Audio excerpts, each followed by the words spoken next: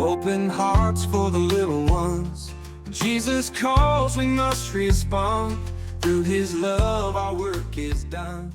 G'day, my name is Nadine and welcome to Fostering for Jesus, a page all about a place of safety, foster care and adoption.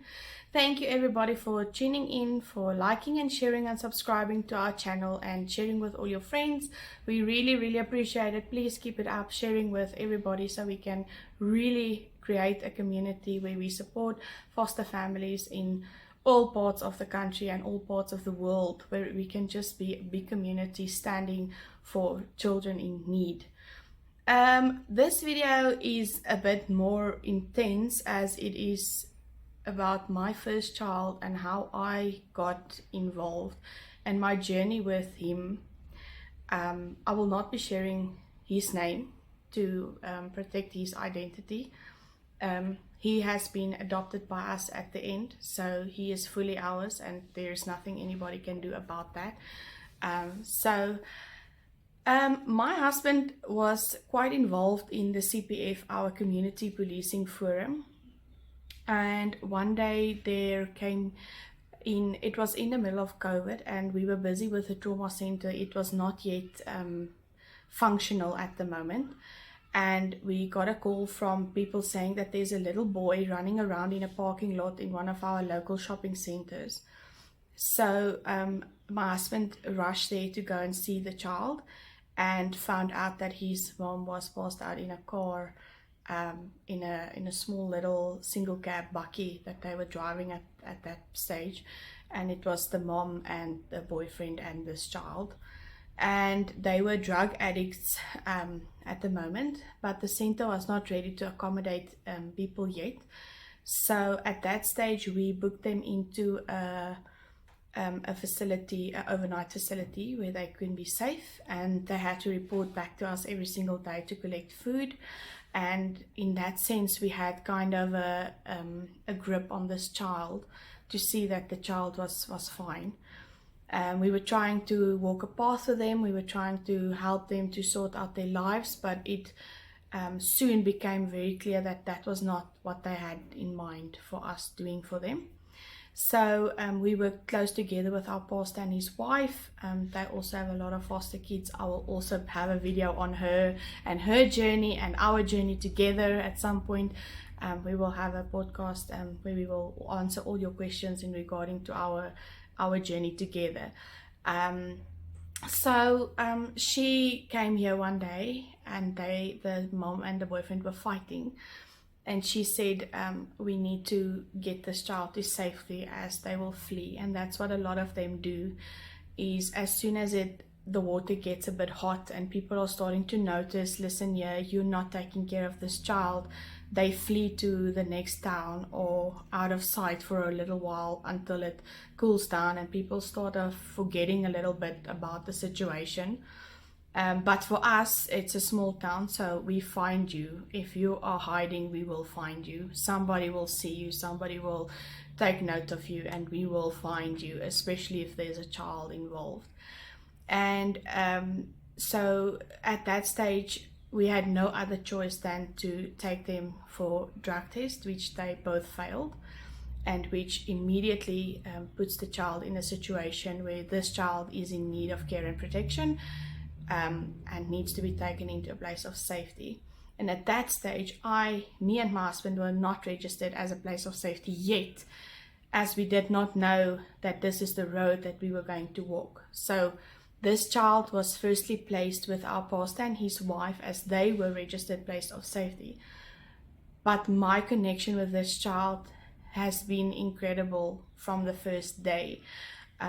We were talking about it yesterday, and I said to her, I remember going to see him when he was with her, and he would always cry when I left. And at some stage we just decided that it would be in his best interest to rather be placed in a place of safety with us, as he was much more the same age than our children was. Their children were a little bit bigger, which made it a little bit more difficult bringing a smaller child into that environment. And we were just so connected, and they had to go away as well. And when a child is placed in a place of safety, The welfare doesn't want you to leave the town during that period. It's just a safety precaution. I'm sure that you can, if you want to, get permission to do that, but they prefer you not doing that and being around, as there's a lot of investigations and things that happen in that first period. And then it was decided, and I will never forget, when me and Stefan decided we are going to take in this little boy. It was our wedding anniversary, and we went out for a dinner, and we spoke to friends of ours and said, listen, yeah, we've been working with this boy, and we are going to take him into care. And I will never forget that they were actually so shocked, like, what are you doing? Their reaction was not what I was expecting. You know, it's not like expecting a baby and telling somebody you're pregnant and they're happy for you. It's nothing like it. People are worried, and because it's such an unfamiliar ground you're stepping into, they don't really know what to tell you. They don't know how to, should they celebrate you? Should they warn you? How should they react? They don't know. And their reaction was a kind of, you know, they were surprised, and I think they wanted to be happy for us, but they were not sure about the process. And I think, you know, when you love somebody, you're also scared for them, because you don't know if they're going to get their hearts broken in this process. And the next day we went to the welfare, and we qualified to be a place of safety, and he was placed with us. And I remember in that first weeks being placed with me, he had visits with his biological mom. I think in the beginning it was once a week, and then it went to once a month, and eventually it didn't happen anymore. But I remember taking him places, and how people would judge, how people would look at us funny. He is a little black boy. It never mattered to us what color he was. We loved him ever since we laid eyes on him. It never mattered to us. But in our culture that we grew up in, it was a difficult thing. People didn't accept it. We had a lot of people that was close to us that didn't speak to us anymore, as they didn't know what to do with the situation. People that decided to walk a road with us, with him, loved him and grew to love him, because they realized that he's just a child, and he didn't ask for this situation. So everybody just started loving him so much, and he has grown so much in all the time that he's been with us. I remember in that first weeks, I used to phone my friend, the pastor's wife, so many times, crying to her, saying, you know, what if I love him and his mom come and take him away? And she used to say, it will never happen. She has never seen drug addicts successfully rehabilitating and getting their lives back together. The court will never just wake up one day and say, drug addict, take your child. You know, there is instances, unfortunately, where the system has failed children, and it has happened. But never in the time that I've been doing this, that I've seen this. But I remember the fear of him. You know, he was just getting used to me. He was so attached to me. And then, you know, having that fear of what if one day somebody's going to take him away. I think the biggest part of starting foster care is the fear. The fear is something you can never explain to somebody. That is why it's important to have a good support system, especially in the beginning. People that have been through the system, that talk out of experience and not just out of how they feel, but tell you out of experience that, you know, it will be okay. I went to a party one day with him. He was quite new to us, and he was very shy of people. He didn't like people, so he was clinging on to me. And there was an old lady who sat there, and she looked at me and she said, you know what, one day his mom is just going to pitch up at your house and she's going to take him back. And I was furious, and I told her, have you ever been a foster parent? And she said, no. I said, then you don't know what you're talking about, and I think you should be quiet about this, because that's what people do. They put a fear in you out of a lack of knowledge, because they don't know any better. It is better to just fill you with fear so that you get so scared and take the child back to welfare and say, I don't want to do this anymore, because people don't know. And this is why this channel was born. It was to create awareness and to give people the knowledge about how this works. A parent can never ever just pitch up and say, I'm here to take my child. Never ever. It is a court that decides over this. We go to a court, and a court sits and reviews this case and decides what is in the best interest of the child. I know the system is failing children at the moment, but we pray that God will intervene, and that the people who's in charge and that needs to make decisions on behalf of innocent children should step up and say, it's not about the foster parent and it's not about the biological parent. It's about what's in the best interest of this child. That's the only thing that should matter, is what is in the best interest of this child. And fear, people walking around and telling you, listen here, they're going to show up and they're going to take him away. You're going to fall in love with this child and this child will just go away. It's nothing like it. Nothing like it. There is situations where children get reunited with their biological family, but that is in cases, and the process is supposed to be very gentle, and the court will set up more visits. They will get sleepovers, they will get weekends. It's a very gentle process on everybody. It's not just waking up, standing up and saying, listen here, pack your bags, you're going back. It's nothing like that.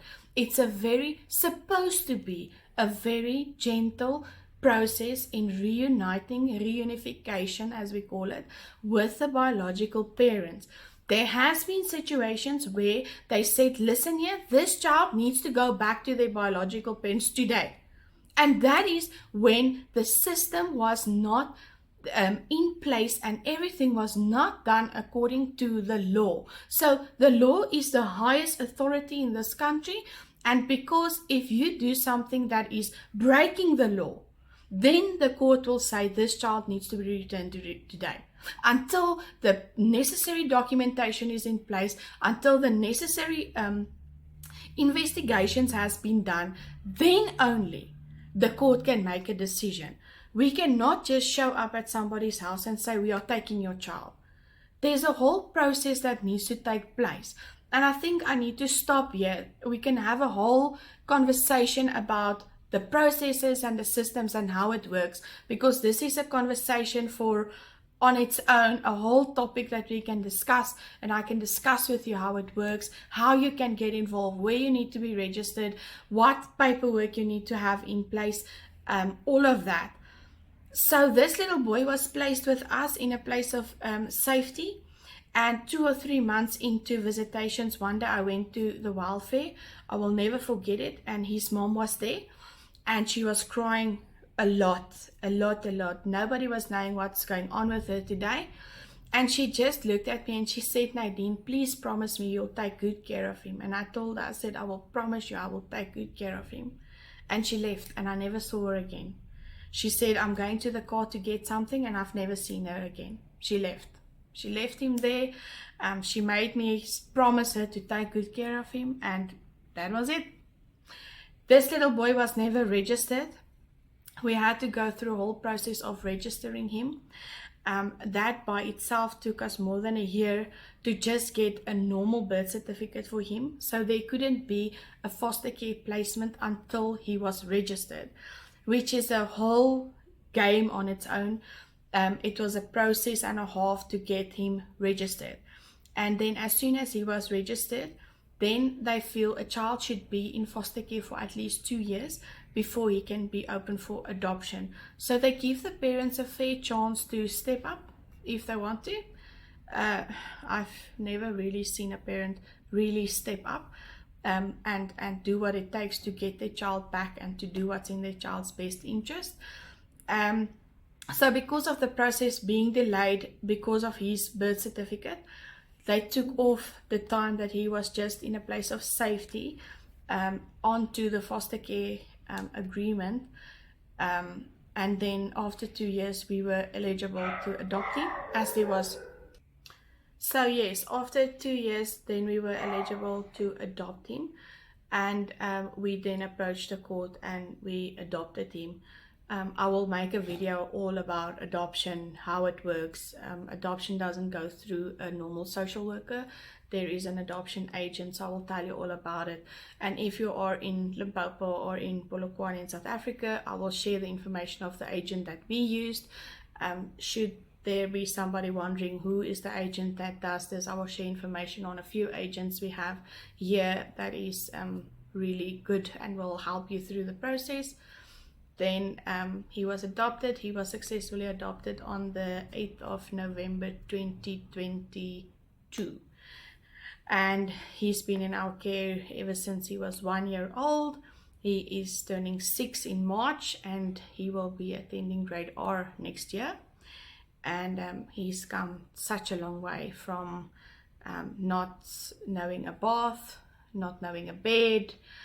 All of these things were new to him. He has grown so much.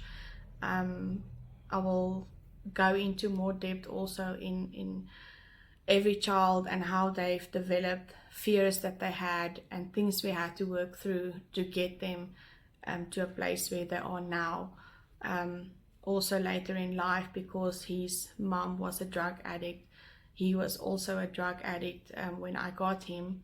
So the first month was quite bad, withdrawal symptoms for him.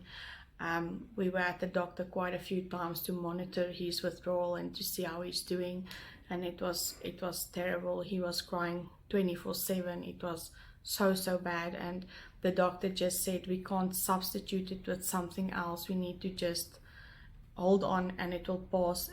They did give something to just take the edge off, but it was terrible. I don't, seeing an adult go through withdrawal is something, but seeing a baby, I mean, he was just over a year old, go through the withdrawal was horrible. And he's your child, and you are so powerless. You can do nothing. You can hold him and you can try and comfort him, but at the end of the day, he doesn't know what to do for himself. So to see him go through that was incredible. But after that, praise the Lord, he's got a calling on his life, and he's a beautiful little boy, and he didn't have any damages of his previous life. He is a healthy, growing young man, and he's doing so well. He has ADHD. I will speak about ADHD at some point. That is because of the addiction that was there. But we are working together with an amazing team of doctors and specialists and everybody, and it's well taken care of and under control, and he's doing really well. So I will definitely have a video on ADHD and what we've learned about it. So there's so many topics that we are going to discuss. Please follow the videos. I'm going to share my experience. I'm going to share the raw emotions that we went through with each and every child. I'm just sharing a small part of the story. There's so much more. I will sit here for hours to tell you every day what happened and how everything went on. But there will be videos on their first Christmases, their first birthdays, their first bath, their first swimming lessons, their first sport event. There's so many firsts that we had with all of them, and each child is so different. So yes, please stay tuned. Please share this as far and wide as you can. And if you have any questions, please send us a message. I will get back to you. And like I've said, if I don't have the answer, I will find you somebody that will help you. There's a few things that you can also look out on our channel. There's a doctor that's going to speak to us about trauma. We've got specialists and stuff that have agreed to at some point come on here and speak about the effects of the trauma on these children. It was opening my mind to a whole new world when I started understanding that you know, trauma is only in the moment, but it lasts a lifetime. And we need to give these children a platform where they can also heal from the inside out to be a successful human being after being rescued. So there's lots more stories that I want to share. Then a last thing I want to say, I've had people contacted me asking me how can they, if I can't help them adopt a child. So I want to say something. I am not a social worker. I'm not an adoption agent. I am just a fostering mom sharing my experience, sharing my stories. So please, I can point you in a direction where somebody might be able to assist you. My story is not one where I went to an orphanage to adopt a child because I did not necessarily have children. My children are different. I got them off the street and I rescued them. And so my story is so different to not having children and wanting to adopt a baby. I can point you in a direction where somebody can maybe assist you, but I have no information about adopting a baby, as none of my children was babies when they were adopted. I got them as about a toddler age.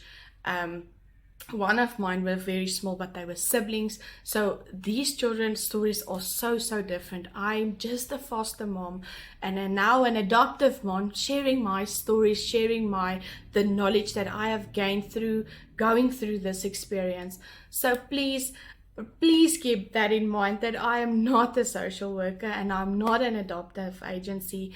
I'm just a mom sharing what I went through. I can point you into a direction where somebody will be able to assist you, but I have no knowledge about adopting a baby as such. So please just keep that in mind when you are looking for somebody to assist you in that. I hope you have a wonderful day.